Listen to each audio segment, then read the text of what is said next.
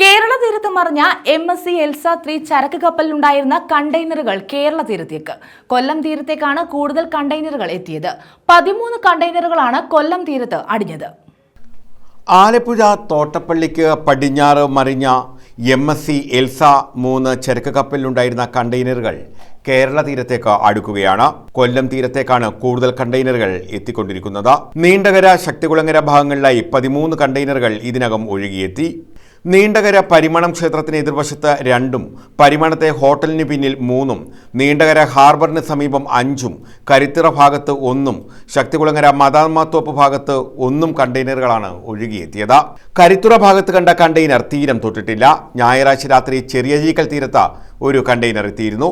ഇനിയും കൂടുതൽ കണ്ടെയ്നറുകൾ കൊല്ലം തീരത്തേക്ക് ഒഴുകി എത്തുന്നുണ്ടെന്നാണ് വിവരം.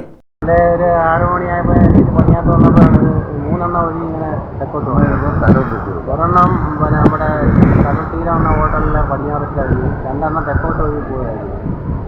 അതുപോലെ തെക്കോട്ട് അത് കണ്ടിട്ട് ഞാൻ വടക്കോട്ട് കടന്നു വരുമ്പോഴാണ് വടക്കുന്ന വന്ന വഴി പരിമണം ലക്ഷമീട് കോളിനുള്ള പടിഞ്ഞാറത്തേക്ക്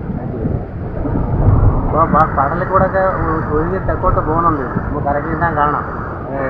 കടൽ മാർഗം തെക്കോട്ട് പോകുന്നുണ്ട്. അത് എവിടെ കയറുമെന്നൊന്നും നമുക്കറിയാൻ പറ്റത്തില്ല.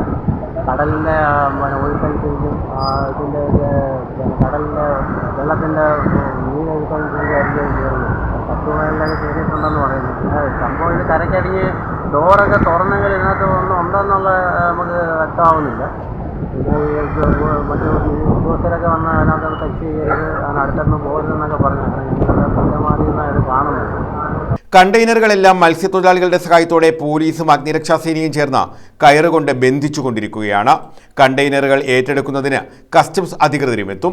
തീരത്ത് ജില്ലാ ഭരണകൂടത്തിന്റെ നേതൃത്വത്തിൽ കനത്ത ജാഗ്രത പുലർത്തുന്നുണ്ട്. കുഫോസിലെ ശാസ്ത്രജ്ഞർ കടലിലെ വെള്ളം പരിശോധനയ്ക്കായി എടുത്തിട്ടുണ്ട്. നിലവിൽ നീണ്ടകരയിൽ നിന്ന് മത്സ്യബന്ധനത്തിന് പോകുന്നതിന് വിലക്കേർപ്പെടുത്തി.